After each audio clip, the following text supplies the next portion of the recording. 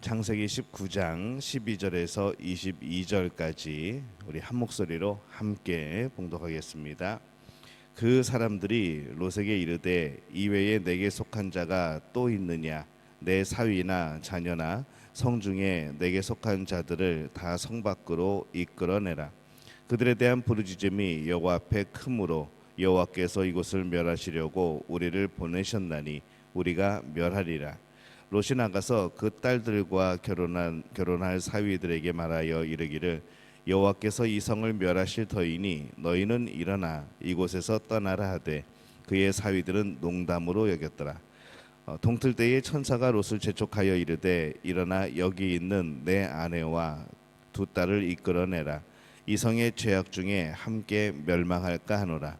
그러나 롯이 지체함에 그 사람들이 롯의 손과 그 아내의 손과 두 딸의 손을 잡아 인도하여 성 밖에 두니 여호와께서 그에게 자비를 더하심이었더라.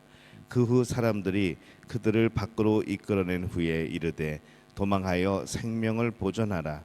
돌아보거나 들에 머물지 말고 산으로 도망하여 멸망함을 면하라. 롯이 그들에게 이르되 내 주여 그리 마옵소서. 주의 종이 주께 은혜를 입었고 주께서 큰 인자를 내게 베푸사 내 생명을 구원하시오나 내가 도망하여 산에까지 갈 수 없나이다. 두렵건대 재앙을 만나 죽을까 하나이다. 보소서 저 성읍은 도망하기에 가깝고 작기도 하오니 나를 그곳으로 도망하게 하소서. 이는 작은 성읍이 아니니까 내 생명이 보존되리이다. 그가 그에게 이르되 내가 이 일에도 내 소원을 들었은즉 내가 말하는 그 성읍을 멸하지 아니하리니 그리로 속히 도망하라. 내가 거기 이르기까지는 내가 아무 일도 행할 수 없노라 하였더라. 그러므로 그 성 이름을 소알이라 불렀더라. 아멘. 할렐루야. 하나님의 은혜가 오늘 새벽에 하루의 첫 시간을 주 앞에 드리는 우리 믿음의 가족들에게 함께 하시기를 예수님의 이름으로 축원합니다. 이 소돔 성이 굉장히 악하였습니다. 이제 죄로 번영하였던 곳이고 노아의 홍수 때처럼은 아니지만은 하나님께서 이 소돔의 큰 죄에 대해서 심판을 합니다. 오늘 말씀의 13절에 보면은 그들에 대한 부르짖음이 여호와 앞에 크므로 여호와께서 이곳을 멸하시려고 우리를 보내셨나니 우리가 멸하리라 이렇게 말씀을 합니다. 이 천사들이 롯에게 한 말씀이죠. 이 소돔의 죄에 대해서 하나님께서 심판하셔서 멸망하게 될 것이라는 것인데 이 소돔의 죄만이 아니라 모든 죄에 대해서 필연코 심판이 있고 멸망이 있다 이렇게 말씀을 합니다. 이 멸망에 대한 사람들의 인식이 매우 낮았습니다. 14절에 보면은 롯이 나가서 그 딸들과 결혼할 사위들에게 말하여 이르기를 여호와께서 이 성을 멸하실 터이니 너희는 일어나 이곳에서 떠나라 하되 그의 사위들은 농담으로 여겼더라 이렇게 말씀을 합니다. 롯은 매우 진지하게 이야기했을 겁니다. 이제 정말로 믿고 또 그런 일이 닥칠 걸로 알고 그렇게 이야기를 했는데 그의 사위들은 그것을 농담으로 여기는 것이죠. 밤중에 찾아온 장인의 경고를 들은 그들은 한결같이 어이없는 그런 모습이었습니다. 장인이 밤중에 찾아왔으면은 매우 중요한 일 아니겠습니까? 중요한 일 있으니까 찾아보지 않았겠습니까? 그러나 그들은 어이없이 여기고 따라 나서지 않습니다. 이 소돔성은 멸망을 앞두고 있습니다. 그러나 이 소돔성에 사는 사람들은 이 멸망에 대하여서 전혀 생각하고 있지 않은 것이죠. 함께 떠나자는 제안을 받아도 무시합니다. 이것이 이 멸망받는 사람들의 특징이 되어지는 것이죠. 당장 멸망받을지라도 그것에 대해서 전혀 생각하지 않는 것, 알지 못하는 것, 아니라고 여겨버리는 것. 요즘 사람들도 마찬가지입니다. 우리들도 예수님의 재림을 앞두고 있고 그리고 우리도 심판이 우리를 향해 다가오고 있고 또 우리도 이 세상의 이제 끝이라는 그런 종말을 향해서 달려가고 있는데 근데 우리들이 자꾸 그것을 잊어버리는 것이죠. 예수님의 재림을 앞둔 사람들은 깨어 있어야 되는 사람들입니다. 깨어 있고 또 예수님을 맞을 준비를 하고 또 예수님이 진짜 왕으로 우리에게 다가오는 그 천국이 완전히 이루어지는 그런 아름다운 모습으로 우리는 살아가야 되는데 우리는 그냥 살아가는 것이죠. 마치 재림이 되지 않을 것처럼, 예수님 다시 오지 않을 것처럼, 우리 이 세상이 영원할 것처럼, 사실 우리가 그렇게 시간이 많지는 않습니다. 이 소돔성 사람들도 그랬던 것이죠. 그냥 행복하게 잘 살고 있었을 뿐입니다. 죄 지으면서 행복하게 살고 있었던 것이죠. 12절 말씀에 보면은 그 사람들이 롯에게 이르되 내게 속한 자가 또 있느냐, 내 사위나 자녀나 성중에 내게 속한 자들을 다 성 밖으로 이끌어내라, 이렇게 말씀을 합니다. 이 천사들은 롯에게 기회를 줍니다. 그러나 사위조차도 멸망을 진지하게 받아들이지 않습니다. 성중의 그 어떤 사람들도 이 소돔성이 멸망할 거라고는 생각하지 않는 것이죠. 이 멸망하는 사람들은 끝내 자신들이 멸망한다는 사실을 모릅니다. 그래서 결국엔 뭐 준비도 못하고 대책도 못 세우고 멸망하는 거죠. 하지만은 멸망한다는 것을 그들이 알면, 정말 그들이 확신한다면, 그들이 그것에 대해서 깨어 있다고 한다면은 그들은 바뀌었을 겁니다. 그러나 멸망당한다는 것을 모르기 때문에 지금까지 살던 방식 그대로 살아가는 것이죠. 그것이 멸망의 시간 속에 있다는 것도 모르고 살아가게 되어지는 겁니다. 소돔성만이 멸망하는 것이 아닙니다. 모든 죄에 대해서 심판이 있습니다. 그럼에도 불구하고 사람들이 자신들의 죄와 씨름을 하지 않는 것이죠. 죄의 문제를 해결해야 진정한 행복이 있고, 죄의 문제가 해결이 돼야 진정한 구원이 있는데 이 사람들이 그것을 생각하지 않습니다. 단지 행복만을 위해서 살아가는 거죠.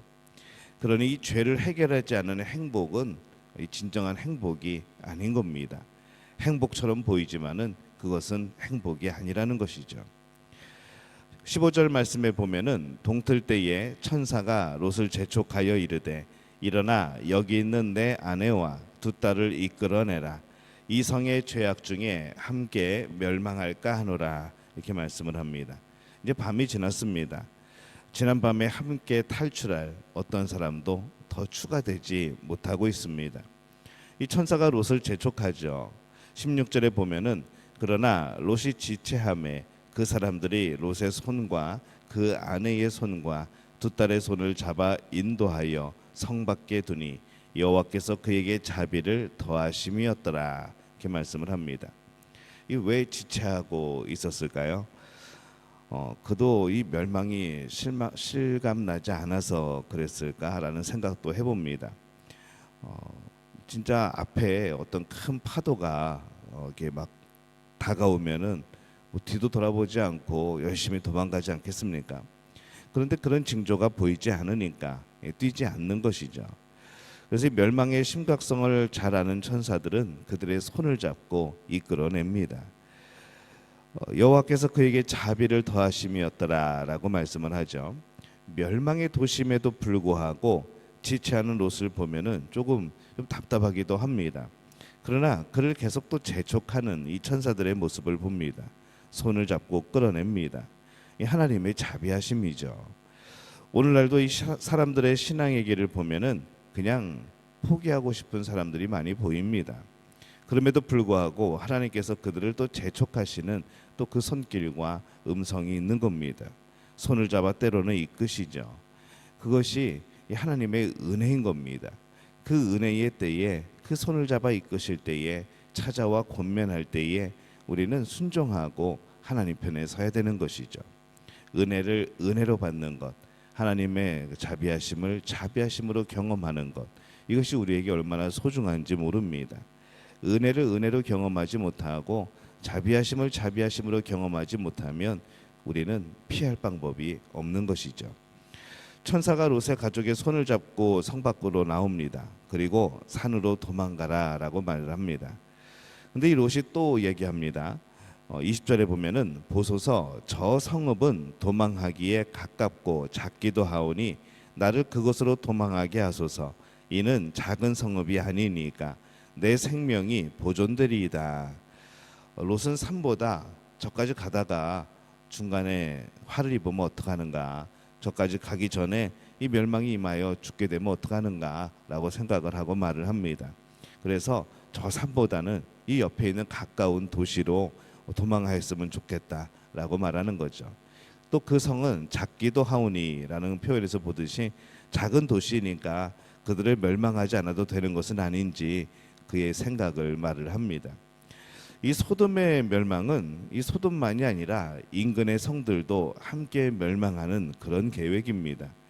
멸망에서 구원을 받는 지금 상황에서 참 롯은 또 요구 사항이 또 많은 것이죠. 이 더 놀라운 것은 하나님께서 그 롯의 요구를 또 들어주신다는 겁니다. 본래 그 롯이 피하고자 했던 이 소알이라는 도시도 멸망이 계획된 성 중에 하나입니다. 21절에 보면은 그가 그에게 이르되 내가 이 일에도 내 소원을 들었은즉 내가 말하는 그 성읍을 멸하지 아니하리니 이렇게 말씀을 합니다. 이 롯 때문에 그 성을 멸하지 않을 것이니 그 성으로 도망가라라고 말씀하시는 거죠. 롯 때문에 이 소알 성이 멸망에서 제외됩니다. 롯이 의인이라는 사실도 이 롯 때문에 소알 성이 멸망에서 제외됐다는 것도 이 우리를 구원하시고자 하는 하나님의 은혜의 그런 한 부분인 것을 오늘 또 보게 되어집니다. 롯의 믿음이 작은 것 같은데 별로 믿음 없는 것 같은데 하나님은 또 그를 의로 또 여겨주시죠. 이것은 진정한 믿음이 있는 사람이 얼마나 적었는가 이것을 또 우리가 볼 수 있는 그런 부분이기도 합니다. 또한 오늘날도 의인 한 사람 때문에 주변이 복을 받을 수 있습니다. 소활성 사람들은 자신들이 왜 살아남았는지 모를 겁니다. 그것은 롯과 그 가족 때문에 멸망하지 않은 것이죠. 그러나 롯 때문에 그들이 멸망받지 않았을 때 그들은 그것을 과연 알고 있었을까? 그들의 멸망 당하지 않음이 그런 배경이 있었는 줄 알 수 있었을까? 그런 기회가 주어진 것을 그들은 알았을까라는 것을 우리가 한 번 더 생각해 볼 필요가 있습니다. 그래서 신앙인은 늘 깨어 있어야 됩니다. 그래서 주변에 복을 끼치는 사람들이 되어야 되는 것이죠. 멸망의 도시에서 한 사람이라도 더 손을 잡고 이끌어낼 수 있는 사람, 찾아가 두드리면서 이제 멸망의 때가 이르렀다고, 이제 끝날이 왔다고, 예수 그리스도로 인하여서 복음으로 인하여서 함께 걸어가자고 그렇게 할 수 있는 그런 신앙인이 되어야 된다는 것이죠. 진정한 신앙인이 되면 주변 사람들이 복을 얻습니다. 또 그들이 복을 받게 해야 되는 것이죠. 구원의 기회를 얻고 구원의 대열에 합류하도록 우리는 계속해서 재촉해야 되는 겁니다. 그러기에 우리는 이 아브라함처럼 진정한 믿음의 사람, 또 때로는 롯처럼 또 뭔가 좀 답답하긴 하지만 그래도 하나님 말씀에 순종하는 그러한 모습들, 이웃을 사랑하는 가장 빠른 지름길은 내가 진정한 신앙인이 되는 겁니다.